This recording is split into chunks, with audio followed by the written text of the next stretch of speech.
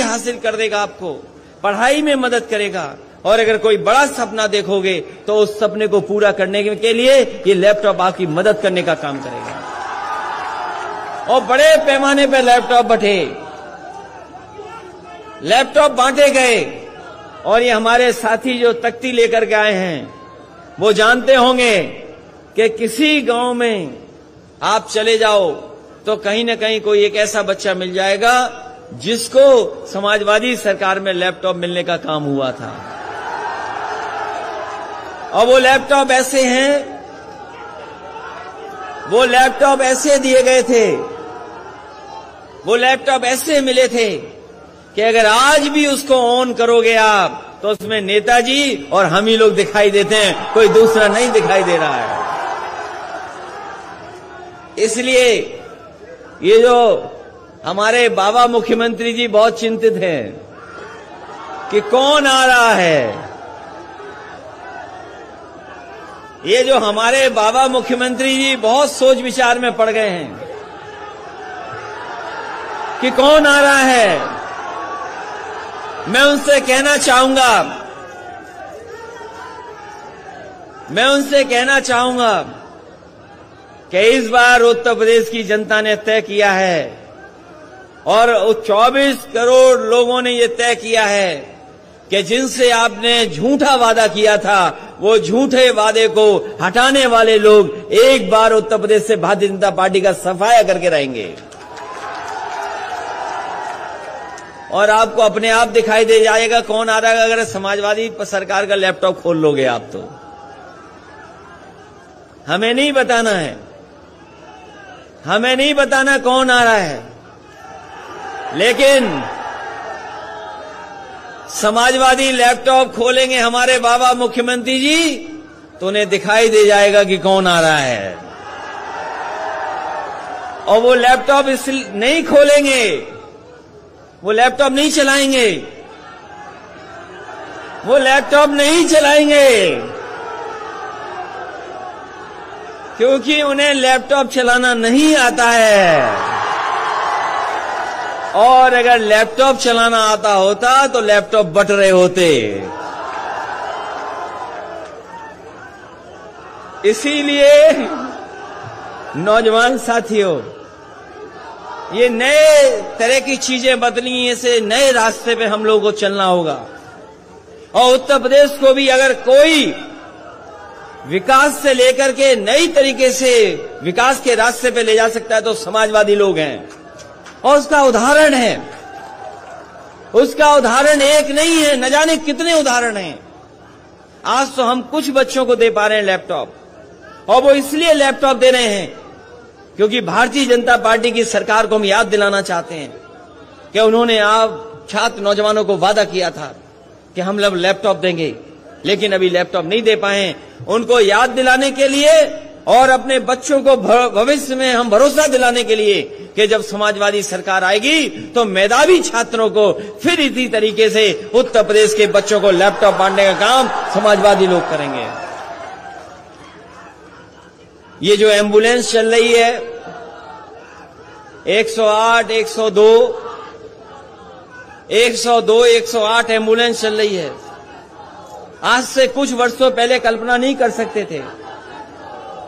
पहले किसी ने नहीं चलाई, किसी ने इस तरह की एम्बुलेंस नहीं चलाई कि फोन किया तो एम्बुलेंस आ गई, आपकी मदद करने पहुंच गई।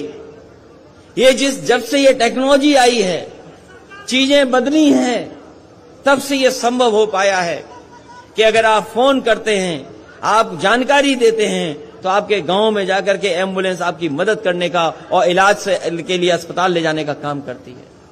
अगर टेक्नोलॉजी नहीं होती और समाजवादी सरकार नहीं होती तो शायद ये 102 और 108 एम्बुलेंस इतनी अच्छी नहीं चल पाती। जहां इस व्यवस्था को अच्छा करना था उस व्यवस्था को अच्छा नहीं किया, इस सरकार ने उस व्यवस्था को भी खराब करने का काम किया है। इसी तरीके से जो लोग जानते हैं 100 नंबर पुलिस का अब तो दूसरा नंबर हो गया है। हमारे मुख्यमंत्री जी ने नाम बदल दिया, नंबर बदल दिया, यही इनका विकास है। झूठा प्रचार ही इनका विकास है। पहले 100 नंबर थी, उससे पुलिस आती थी, अब 112 आती है तब भी पुलिस आती है, तो क्या बदल दिया बताओ। जब 100 नंबर था तब भी पुलिस आती थी बुलाने पर, और अब 112 है तब भी पुलिस आ रही है, तो क्या बदल दिया इन्होंने। 100 नंबर था तो पुलिस बेईमान नहीं थी, लेकिन 112 करते ही पुलिस को पता नहीं क्या हो गया। ये नाम बदलने वाली, रंग बदलने वाली सरकार, नाम बदलने वाली, रंग बदलने वाली, और शिलान्यास का शिलान्यास करने वाली, उद्घाटन का उद्घाटन वाले करने वाली सरकार है। और मैं आजमगढ़ के लोगों से कहूंगा कि लखनऊ मत जाना, जरूरी नहीं जिस नाम से आप जाएं लखनऊ से उसी नाम से वापस आ जाएं। वहां जो बैठे हैं उनका विकास ही नाम बदलना है। ये सड़क जो पूर्वांचल एक्सप्रेसवे है, ये जो समाजवादी पूर्वांचल एक्सप्रेसवे है, ये देश की सबसे अच्छी सड़क होती। जिस समय इस सड़क को बनाने का काम मैंने शुरू किया था, मुझे याद है इस सड़क को अच्छा बनाने का फैसला लिया था, और इसलिए अच्छा फैसला लिया था क्योंकि हमारा पूर्वांचल का क्षेत्र गरीब है, यहां बेकारी है, बेरोजगारी है, यहां के लोगों के बीच में अभाव की चीजें हैं। इसलिए जब सड़क बनाने का काम शुरू मैंने किया तो मैंने उस समय के अधिकारियों से कहा कि अगर आगरा लखनऊ सड़क बनी है तो ये जो हमारा पूर्वांचल का इलाका है, जो बलिया तक है, गाजीपुर है, आजमगढ़ है, सुल्तानपुर है, आपका अकबरपुर, अंबेडकर नगर है, इस इलाके को आगरा लखनऊ से अच्छी सड़क बनाने का काम करेंगे। और उस समय बनाने का काम शुरू हुआ, बनाने का काम शुरू हो गया। ये जो बाबा मुख्यमंत्री जी कभी कभी कहते हैं कि हमने 120 मीटर ली थी चौड़ी सड़क जमीन, ये उनका फैसला नहीं है, ये समाजवादी पार्टी का फैसला है कि 120 मीटर चौड़ी जमीन ली जाए। और वो इसलिए ली जाए क्योंकि हम अपने घर से अच्छी सड़क आपके घर की बनाना चाहते थे, उसका डिवाइडर चौड़ा रखना चाहते थे। उसका डिवाइडर चौड़ा होता अगर मापदंड से काम होता, और जिस तरीके से समाजवादी सरकार सड़क बना रही थी तो आपके इस सड़क का डिवाइडर चौड़ा होता, 12 मीटर होता। लेकिन बाबा जी ने कभी सड़क तो बनाई नहीं, हाथ में कुछ और थामा, जिसके कारण 12 मीटर का डिवाइडर छोटा हो गया। पता नहीं क्या किया उन्होंने कि 12 मीटर का छोटा कर दिया डिवाइडर। और ये सड़क, इस सड़क पर मैंने कहा था, और मैंने कई बार कहा, जब चुनाव में आया तब भी मैंने कहा कि समाजवादी सरकार रहेगी, और समाजवादी सरकार होती तो इस सड़क पर का उद्घाटन वैसे ही होता जैसे उद्घाटन हमने वहां पर आगरा लखनऊ में किया था। हवाई जहाज उतार दिए थे उस पर। ये सरकार उतारे चाहे न उतारे, लेकिन आने वाले समय में समाजवादी सरकार बन रही है, दोबारा हवाई जहाज सड़क पर उतरेंगे, तभी उद्घाटन इस सड़क का होगा। हवाई जहाज उतारने का काम करेंगे, और जो लोग सड़क पे हवाई जहाज उतार दें तो अगर दोबारा आप लोग आशीर्वाद दोगे तो सोचो कितना गरीबों के लिए समाजवादी लोग काम करने का काम करेंगे। ये सड़क खराब कर दी। ये सड़क जितनी अच्छी बननी चाहिए थी नहीं बनाई सरकार ने। इस सड़क पे चलो, ये जो सीमेंट वाली सड़क है, जो अगर तेज चलोगे तो पेट दर्द हो जाएगा, अगर और तेज चलोगे तो थोड़े बहुत पढ़े लिखे छात्र नौजवान हैं, आपके कमर दर्द हो जाएगा। और जो हमारे बाबा मुख्यमंत्री जी ने पूर्वांचल एक्सप्रेस वे खराब किया है, अगर आप तेज चले तो हो सकता है पेट भी दर्द हो, कमर भी खराब हो जाए। इस सड़क की क्वालिटी खराब कर दी। इस सड़क को अच्छा बनना था, और केवल इसलिए कि हम सस्ती बना रहे हैं, सस्ती बना रहे हैं। मुझे याद है आपके लोग मंत्री थे, आदरणीय बलराम जी मंत्री थे, दुर्गा जी मंत्री थे, और लोग भी सरकार में थे। इसका शिलान्यास हुआ था वहां पर विधानसभा के सामने, और जब शिलान्यास किया था तब देश की सबसे बेहतरीन कंपनियां काम करने जा रही थीं, जो देश की सबसे अच्छी कंपनियां हैं, जो देश के सबसे बड़े काम किए हैं। जिस कंपनी ने सरदार पटेल जी की प्रतिमा लगाई है वो कंपनी काम करती यहां पर। लेकिन बाबा जी को पता नहीं क्या समझ में आया, अपने ठेकेदारों में उस कंपनी को भगा दिया, अपने लोग बुला लिए। ये उनके अपने लोग हैं, इसीलिए सड़क अच्छी नहीं बनी है। बताओ, इससे अच्छी सड़क कहीं हो तो बता दो आप, अगर कहीं देखी हो सड़क इससे अच्छी। और ये सड़क इसलिए बनी, इसके किनारे हमारे किसानों के लिए मंडी बनती, मंडी में ऐसी व्यवस्था करते कि आपके खेत में जो पैदा होता है उसकी सही कीमत मिलने का काम होता वहां पर। और हमें कारोबार के लिए अगर जमीन देनी पड़ती तो हम अपने आजमगढ़ और पूर्वांचल के लोगों कह करके जा रहे हैं।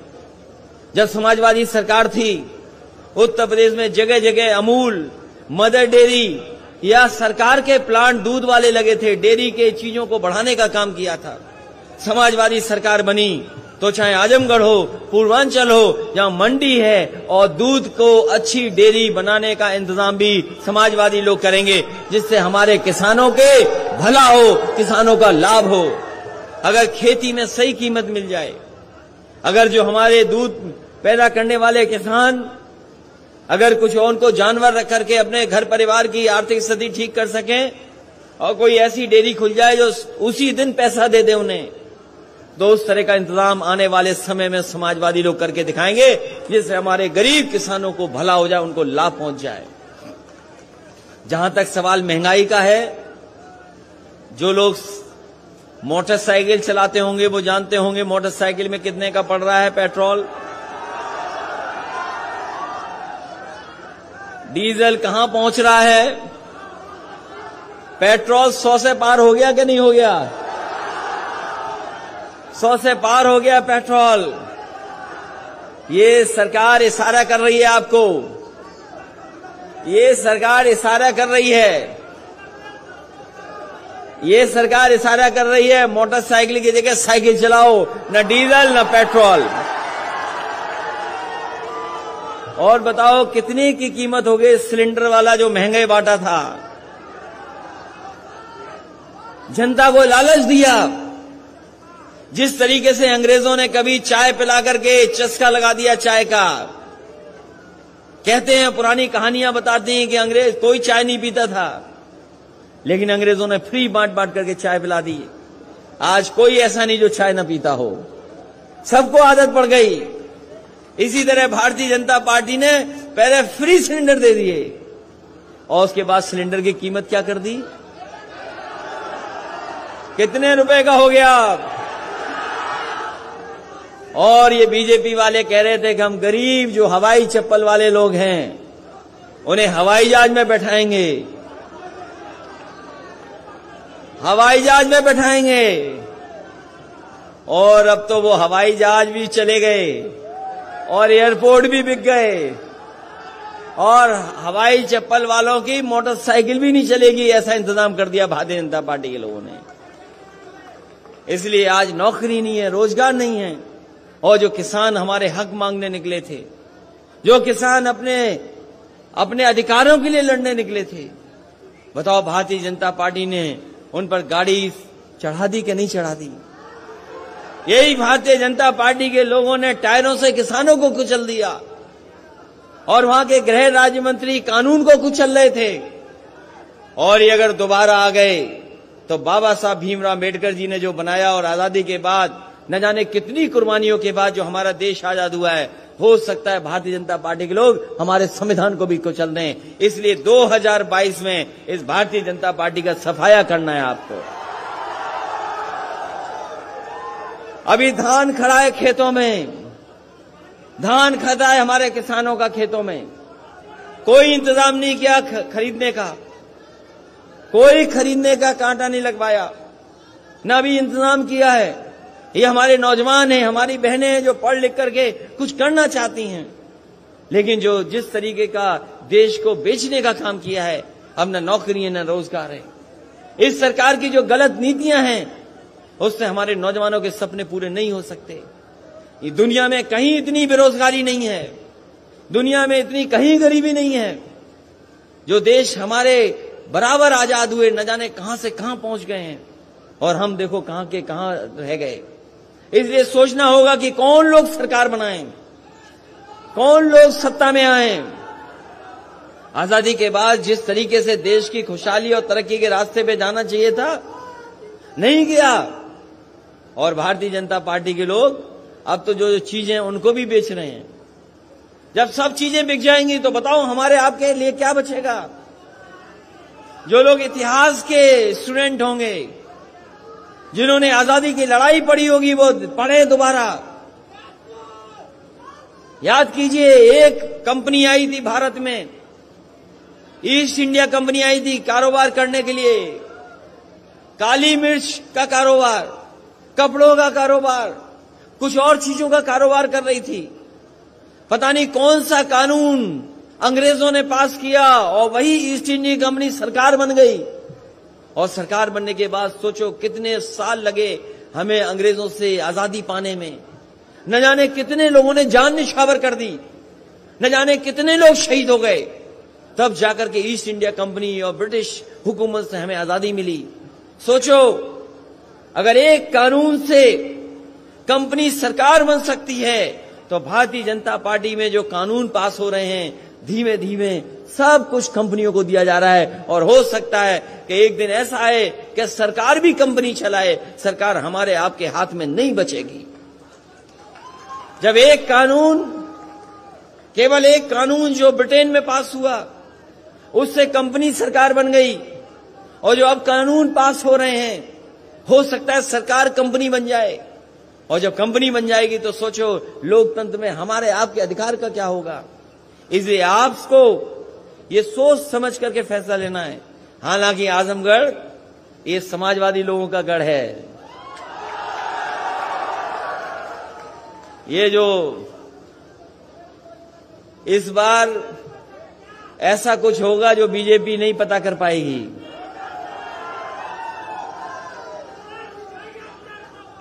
खदेड़ा हो गई होगा, लेकिन उसके साथ सफाया भी होगा भारतीय जनता पार्टी का। बताओ सफाया करोगे कि नहीं करोगे। और सफाया इसलिए करना है, बेरोजगार नौजवानों, आपकी नौकरी का इन्होंने सफाया किया है। नौकरियां नहीं है, रोजगार नहीं है। किसान भाइयों बताओ सफाया करोगे कि नहीं करोगे भारतीय जनता पार्टी का। आपकी फसल चौपट हो रही, बाढ़ से नष्ट हो रही, बाढ़ से नुकसान हो गया, बाढ़ से बर्बाद है, नदी की कटान से बर्बाद हो रहे हैं, नौकरी रोजगार है नहीं। क्या सपने देखें नौजवान, क्या नौजवान सपने देखें। और जब तक नौजवान हमारा नहीं सपने देखेगा, तब तक हमारा देश तरक्की नहीं कर सकता, ना खुशहाल हो सकता है। इसलिए इनको रोजगार, नौकरी और अच्छी शिक्षा चाहिए। इसलिए हम एक बार फिर अपने लैपटॉप पाने वाले बच्चों को बधाई देना चाहते हैं। इसलिए बधाई देना चाहते हैं क्योंकि लैपटॉप, ये जो कंप्यूटर मिल रहा है, ये आपको जीवन में आगे बढ़ने का मौका देगा, आपको पढ़ाई करने में मदद करेगा। और अगर कुछ जानकारी हासिल करने चाहोगे, न केवल अपनी दुनिया की और जगह की, अपने विषय की, सब्जेक्ट की, सब जानकारी आपको हासिल होगी। और अब तो चीजें कैसे बदल रही हैं, हम मोबाइल से ही अपना सामान मंगा ले रहे हैं। जो कंपनी मोबाइल से सामान दे रही, तो सोचो दुनिया की सबसे बड़ी कंपनी है कि नहीं है बताओ। और हो सकता है आजमगढ़ में ऐसा भी हो कि मोबाइल से आप अपना खाना भी मंगा लो। क्या आजमगढ़ शहर में है कि नहीं है बताओ। तो चीजें कितनी बदल रही हैं। और ये जितने हमारे नौजवान हैं, ये पत्रकार तो हैं ही हैं, लेकिन हमारे नौजवान भी ऐसे हैं, इनके हाथ में स्मार्टफोन है, ये चाहे तो जब चाहे तब लाइव कर दें, जब चाहे तब लाइव कर दें। जहां हमारे नौजवान हैं, जहां हमारे नौजवान हैं, जहां पैंट पहनने लगे, जीन्स पहनने लगे, आज से 30 साल पहले, 40 साल पहले वाला नौजवान पजामा या धोती पहनता था। अब ये नौजवान हमारा पैंट पहन रहा है, जीन्स पहन रहा है और जीन्स की जेब में एक स्मार्टफोन लिए घूम रहा है। ये नौजवान अलग है। इसलिए कैसी नौकरी चाहिए हो, कैसी पढ़ाई हो, कौन सी कंपनियां हैं। मुझे खुशी है इस बात की कि सरकार बनने के बाद शिव नाडर जो देश के बड़े उद्योगपति हैं, जो कंप्यूटर के क्षेत्र में बड़ा काम करते हैं, बड़ा कारोबार है उनका, सबसे पहले उत्तर प्रदेश में लखनऊ में सबसे बड़ा उनका इंस्टीट्यूशन खोलने का काम समाजवादी लोगों ने किया था। वहां खुल गया और तमाम नए नए काम हुए। हमारी पार्टी के घोषणा पत्र में नहीं था मेट्रो, लेकिन मेट्रो खोली, चली वहां पर। मेट्रो केवल शहर की जरूर है, लेकिन उसमें नौकरी पाने वाले लोग गांव के भी हैं, यहीं आसपास के लोग हैं। मुझे याद है जिस समय लखनऊ की मेट्रो चल रही थी, उस समय मेट्रो चलाने वाली जो लड़कियां दोनों थीं, वो आपके गोरखपुर और देवरिया की थी, जिन्होंने पहली बार मेट्रो लखनऊ में चलाने का काम किया था। इसलिए ये नौजवान सपने देखना चाहती हैं, छात्र छात्राएं सपने देख करके आगे बढ़ना चाहती हैं। अगर मेहनत करेंगे, अगर अच्छी शिक्षा मिलेगी और अगर कंप्यूटर और लैपटॉप का साथ मिल जाएगा, तो हो सकता है अपने आप ये मेहनत कर करके उन सपनों को पूरा कर सकें। इसलिए समाजवादी लोग लैपटॉप दे करके इनको सपने पूरे हों, उस दिशा में ले जाने का काम करें। इसलिए सभी मेधावी छात्रों को बहुत बहुत बधाई देता हूं, शुभकामनाएं देता हूं, इस भरोसे के साथ, इस उम्मीद के साथ कि आने वाले समय में जब चुनाव होगा, आने वाले समय में जब प्रदेश के भविष्य के फैसले के लिए वोट पड़ेंगे, तो आप लोग उन्हीं को मदद करेंगे जिन्होंने उत्तर प्रदेश को नई दिशा में ले जाने का काम किया है, नए नए काम जिन्होंने करने का काम किया है। इसलिए मैं बधाई देता हूं इन छात्र छात्राओं को। और इन्होंने देखा होगा कि कोविड के समय पर, कोरोना की बीमारी के समय पर न जाने कितना जिनके पास लैपटॉप था काम आया, और जिन गरीब बच्चों के पास लैपटॉप नहीं था, वो अपने मोबाइल से ही पढ़ रहे थे, मोबाइल से ही पढ़ाई कर रहे थे। जब टेक्नोलॉजी बदली है, चीजें बदली हैं, तो सरकारों को भी काम करने का तरीका बदलना पड़ेगा। इसलिए समाजवादी लोग उत्तर प्रदेश को आगे ले जाना चाहते हैं, आगे बढ़ाना चाहते हैं, इसीलिए लैपटॉप बांटने का काम कर रहे हैं। और भारतीय जनता पार्टी को याद दिला रहे हैं कि आपने न केवल उत्तर प्रदेश की जनता से झूठ बोला है, बल्कि आने वाली पीढ़ी जो उत्तर प्रदेश को संभालती, उसको भी आप झूठ बोलने का काम किया है। और ये कह सकते हैं आज हम कि सबसे बड़ी झूठी पार्टी अगर कोई है तो भारतीय जनता पार्टी है। उनसे बड़ा झूठ, उनसे ज्यादा झूठ कोई नहीं बोल सकता। कोई बोल सकता है उनसे ज्यादा झूठ। इसलिए महंगाई के खिलाफ और बेरोजगारी के खिलाफ और हमारे किसानों के साथ जो धोखा हुआ, अन्याय हुआ है, जो हमारे अल्पसंख्यक साथियों के साथ जो अपमान हुआ है, उन सब का इस बार 22 में आपको हिसाब किताब लेना है। इन्हीं शब्दों के साथ एक बार फिर मैं श्री दुर्गा जी इंटर कॉलेज और उनके प्रबंधक, दुर्गा जी इंटर कॉलेज के पूरे प्रबंधक और परिवार को मैं धन्यवाद देना चाहता हूं कि उन्होंने मौका दिया अपने स्कूल के कैंपस में हमें लैपटॉप वितरण कराने के लिए। और बच्चों को भी धन्यवाद देना है जो छात्र छात्राएं आई हैं। अगर ये लोग नहीं आए होते तो शायद इनका सम्मान कम होता। इनका सम्मान बढ़ाने के लिए जो आप लोग आए, मैं आप सभी का बहुत बहुत धन्यवाद देता हूं, बहुत बहुत बधाई देता हूं। और ये हमारे अटेवा के लोगों, तुम्हारी पेंशन किसने छीनी? तुम्हारी पेंशन किसने छीनी? नाम बताओ पहले। बीजेपी ने? तुम्हारी किसने छीनी थी ये पेंशन वाला मामला? बीजेपी ने कि नहीं? बीजेपी ने। अरे भाई ये, हाँ ये सही बोल रहे, बीजेपी ने छीनी थी। इसलिए छात्र छात्राओं की नौकरी का इंतजाम कैसे हो? बीएड, बीटीसी, शिक्षा मित्र और बीपीएड वाले तमाम हमारे लोग हैं। एक लोग ले लो, इनसे ज्ञापन ले लो एक लोगों से। इसलिए समाजवादियों की मदद करिए जिससे आपके कुछ समस्या का समाधान हो सके।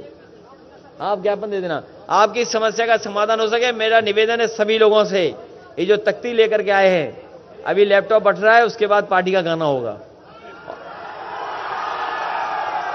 अभी लैपटॉप बढ़ने दीजिए, मैं आप सबका बहुत बहुत धन्यवाद देता हूं। बहुत सारे नाम छूट गए, ये राकेश यादव का नाम कैसे छूट गया? अरे एमएलसी हमारे इतने वजनदार हैं